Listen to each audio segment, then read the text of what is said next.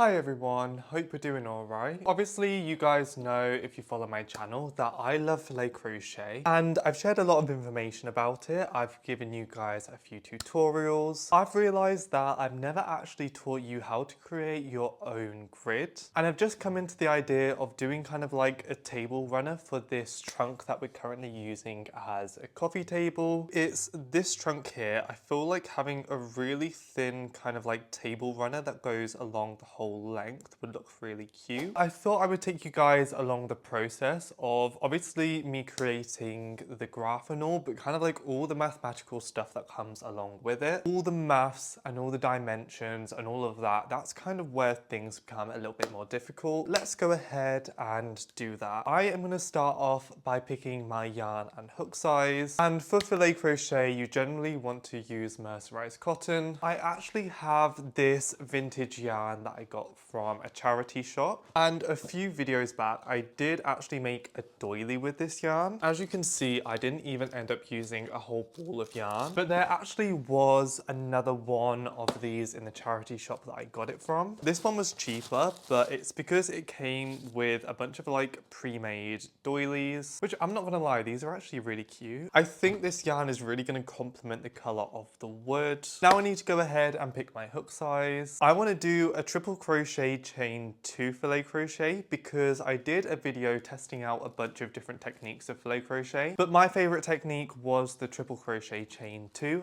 and I actually don't have a big project of that, so I thought that's what I could do today. I am going to try with a 1mm crochet hook, and your first step is you want to create a gauge swatch. For me, what I would do is I would do the equivalent of kind of like a 5x5 filet crochet. So obviously the pattern that you'll use to create that is going to depend on which technique you want to use, whether that's a double crochet chain 1, double crochet chain 2, extended double crochet chain 2, whatever you like. But for me, as I say, I want to do a triple crochet chain 2.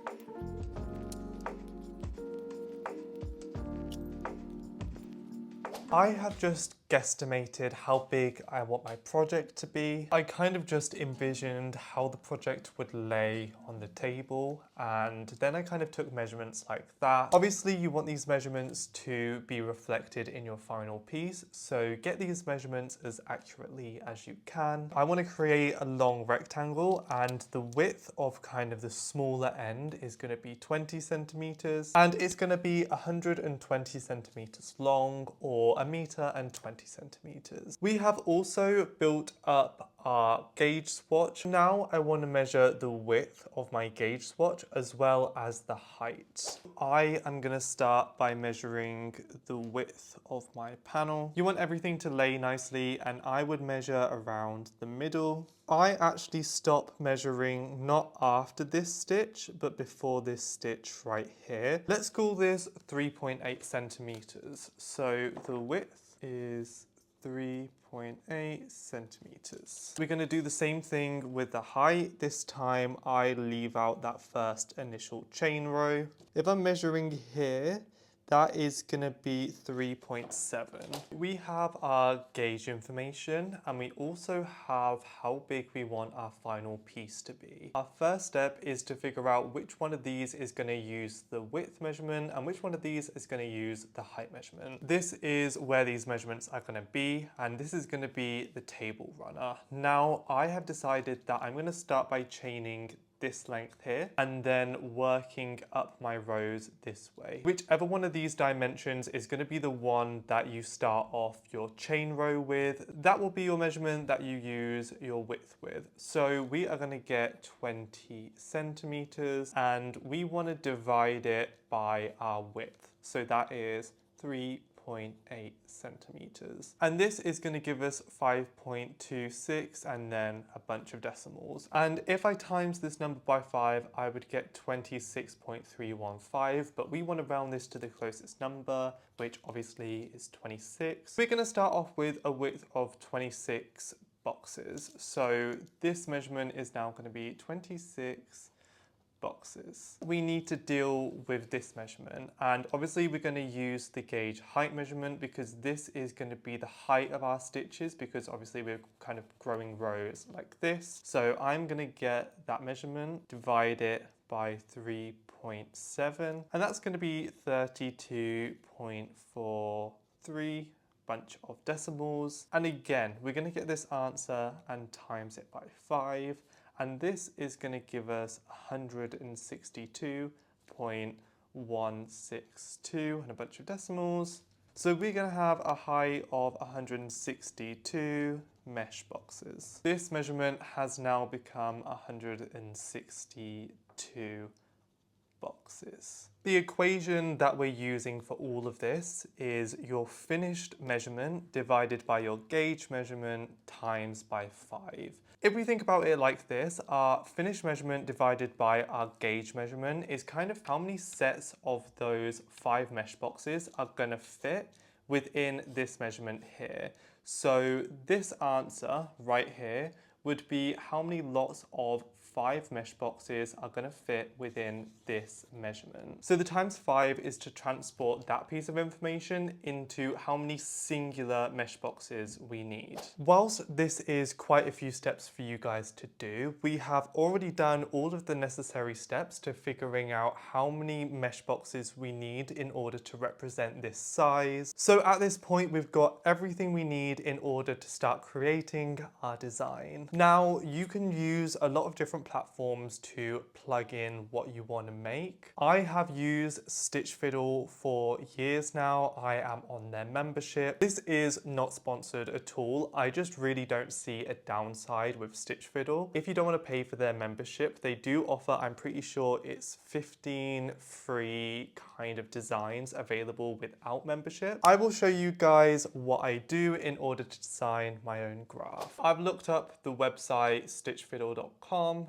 and obviously I'll click here. I am already logged in. Normally this would be plain. You're going to select create new, click crochet, and we're going to click filet crochet, which obviously is really handy because they've kind of already organized what you need in a graph when doing filet crochet. That just makes everything nice and easy, and we're going to be selecting empty because we'll be creating our own design. We're ready to use these calculations. If we use the width here, that would be 26, and obviously that height is 162. But because of the nature of how this is going to be designed, I kind of want both sides of the table runner to be symmetrical. So even though I'm crocheting from this length upwards, because if I turn it this way, this is going to be the line of symmetry. It's actually going to be easier to design it like this. So I'm actually going to do this measurement as the width and this as the height. That just means that I'll have to flip everything around when I'm ready to start following this graph. So 162 and 26, and then we're going to click create chart, and now we're given this chart which obviously has all of these numbers. Now because I'm working with a lot of pixel grids, it's actually quite hard to see. Let me just quickly zoom in. So what I'm going to do is select this black color, and I would just click on the boxes that I want to shade, and this is going to be how we create our filet crochet graphic. And obviously you can play around with what you want to do. I've got no idea what I'm going to design, so I'm going to wait till I have a little bit more inspiration, and then I will show you guys what my design ended up looking like.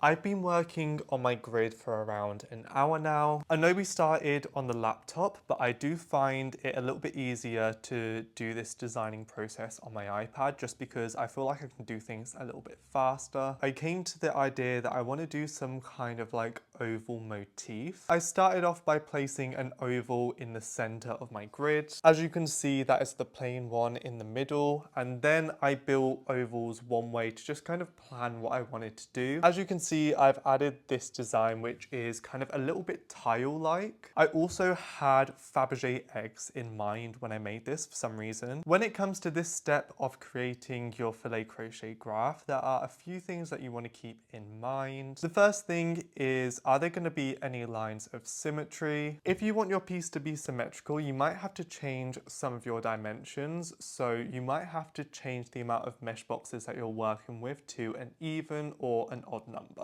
Obviously, which one you pick will depend on how you're making things symmetrical, but that's just something you want to keep in mind. And then my second tip is, remember that the way that this is displayed in the app and how it's going to look once you've created your piece is going to be slightly different different. That's because kind of the way that things are set up, obviously the mesh stitches here are just plain white. But when we crochet filet crochet, obviously the size of kind of like the square that is created, that is an empty mesh box. Some of that space is taken up by the stitches surrounding it, but when it comes to the solid areas of color, obviously every stitch that you involve for that part is kind of being represented. So in a way, your solid stitches are going to be more prevalent than your mesh stitches. So if you're stuck in between two design ideas, I would suggest that you use less colored boxes, just because when you actually crochet your piece, the amount of space that's kind of taken up by these boxes is going to be larger than what it looks like when you're drawing it. Don't get too hung up on this. This is just something that I've noticed the more I've designed filet crochet. If I was to sell this grid, obviously I would complete the whole thing, but because I know everything is symmetrical and what is inside of these ovals, I am repeating for all the ovals that I'll do. I will be able to work with what I've got here, because as I say, everything is just kind of a repeat motif, or repeat pattern I should probably say. I am ready to start crocheting this. Wait, I've just realized I have actually missed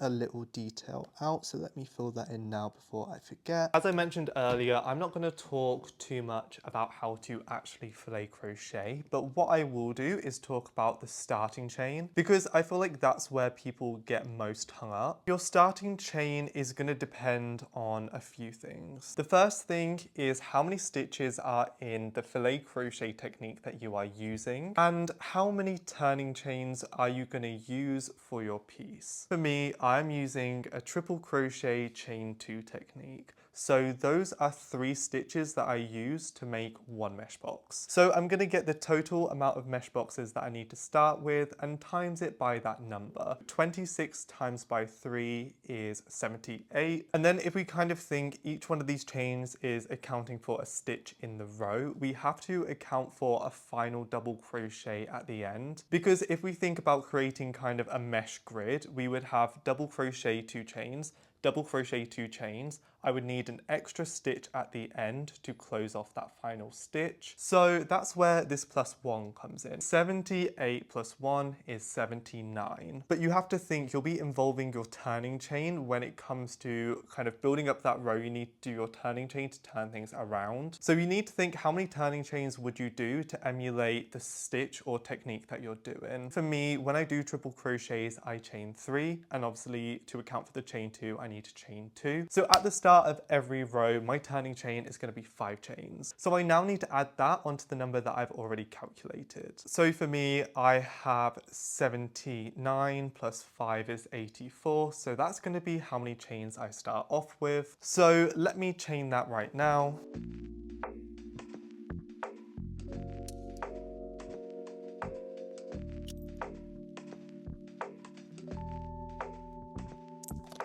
I've just reached 84 chains. The next thing that we need to know is the amount of stitches that we need to skip, which is going to be the amount of chains that are in your turning chain. So for me, that's 5. Add the amount of stitches that are in your stitch repeat. So 3 is the amount of stitches that I'm working with. 3 plus 5 is 8. So I'm going to skip 8 stitches and work my hook.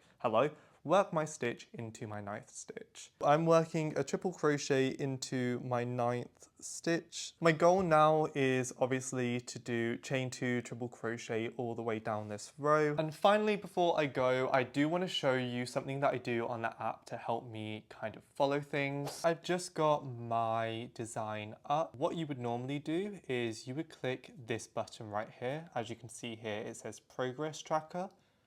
And what this does is it kind of shows you your first row, and you can move up, and this is just going to help you track what you're doing a lot better. But obviously for me, this function is completely pointless because I am reading my chart this way and I'm working up that way. So if you want to change that, you would double click on this button, or maybe actually you just click once. Let's see.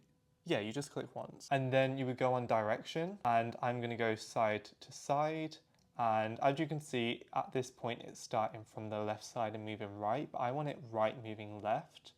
So I'm going to go here. And as you can see, now I can track what row I'm on.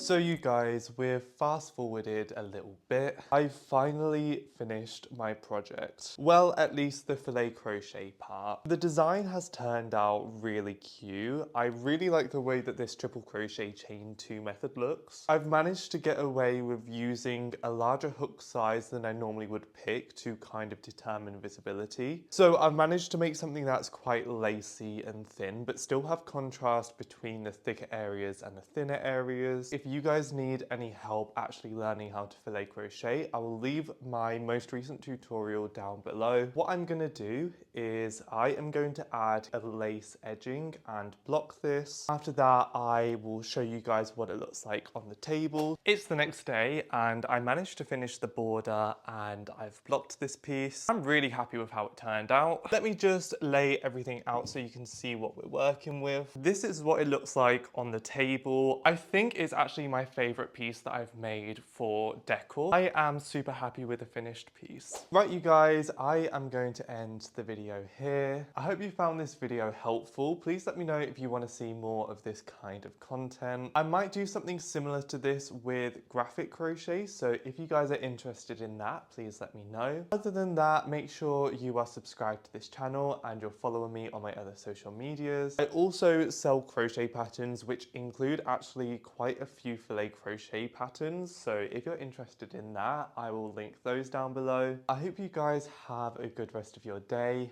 and I will see you in the next video. Bye.